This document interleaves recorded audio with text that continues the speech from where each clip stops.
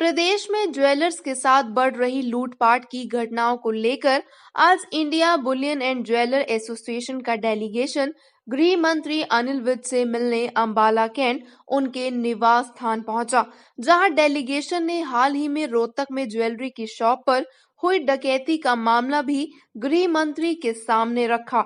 उन्होंने कहा, उनके साथ प्रदेश में कुछ दिनों के अंदर कई घटनाएं हो चुकी हैं। ऐसे में उन्हें सुरक्षा व हथियार के लिए लाइसेंस की जरूरत है।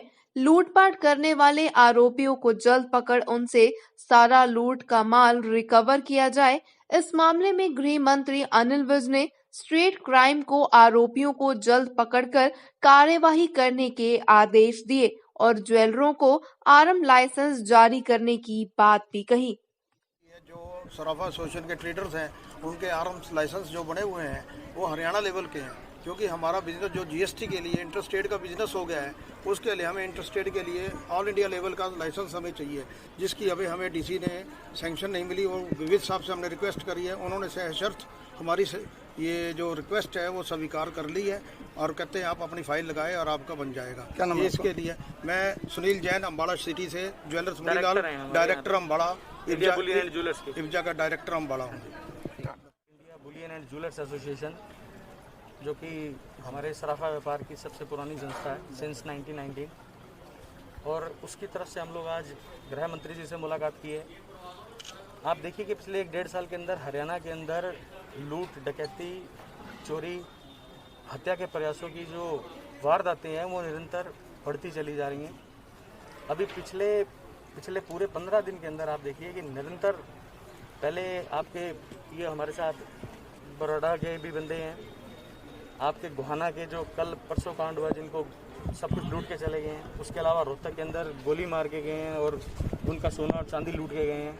उससे पहले बहादुरगढ़ के अंदर लूट हुई, जींद में, भिवानी में, अलग अलग जिलों के अंदर जिस प्रकार से मतलब बेरोजगारी और आर्थिक स्थिति, आर्थिक बदहाली बढ़ती चली जा रही है, तो एक आसान सा टारगेट नज़र आता है सुनार सराफा व्यापारी, जो कि अपने साथ बहुत सी पूंजी, आप मान के चलिए कि एक छोटा सा 10 ग्राम सोना आज की डेट में हमारा 50,000 रुपये का है, तो उसके चलते जो है वो बड़ा इजीली सॉफ्ट टारगेट लगता है कि लोगों को गए और अपना बंदूक दिखा के और किसी भी तरह की वारदात को अंजाम दे दिया।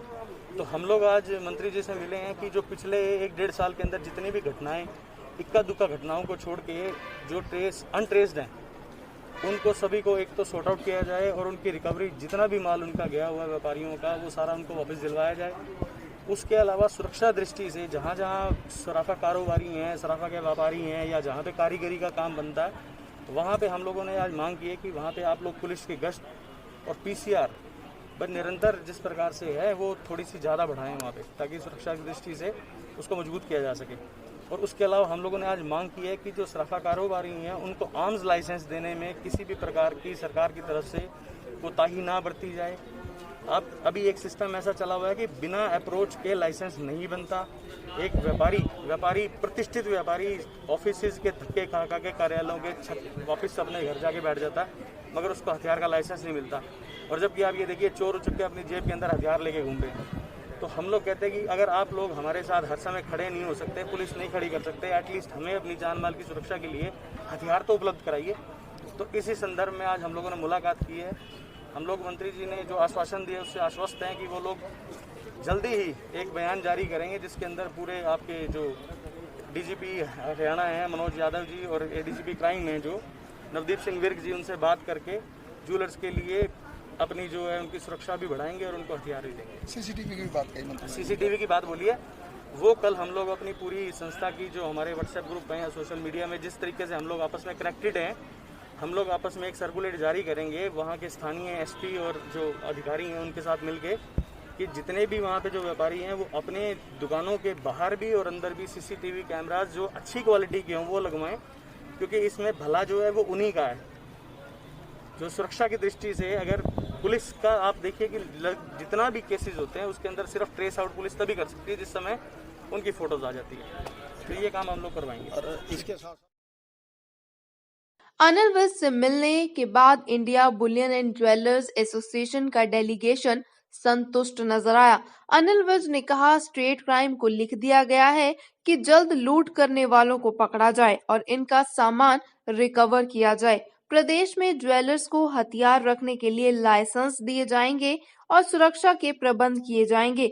विज ने कहा, ज्वेलर्स को सीसीटीवी का प्रबंध खुद करना होगा। के ज्वेलर्स एसोसिएशन के लोग मुझे मिले हैं और पिछले दिनों जो इन पर डकैती की घटनाएं हुई हैं उसके बारे में इन्होंने बताया। सर, मैंने स्टेट क्राइम को आदेश दिए हैं कि वो एक टीम कंस्टिट्यूट करके इन सारे केसों को ऊपर कार्रवाई करने की कोशिश करें और जो इसके कल्प्रिट्स हैं उनको पकड़ने की और इनका जो सामान है वो रिकवर करने की कोशिश करें। मैंने इनको ये भी आश्वासन दिया है कि इनमें से जो ज्वेलर आर्म लाइसेंस लेना चाहेगा तो मैं सारे एसपीज को और डीसीज को आदेश जारी कर रहा हूँ कि इनके प्राथमिकता के आधार पर आर्म लाइसेंस बनाए जाए। सीसीटीवी के लिए मैंने इनको कहा है कि सभी अपनी दुकानों पर सीसीटीवी कैमरा लगाएं। उसके लिए जो जिस थाना प्रभारी के क्षेत्र में आता है वो इसके लिए पूरा इंतजाम करें।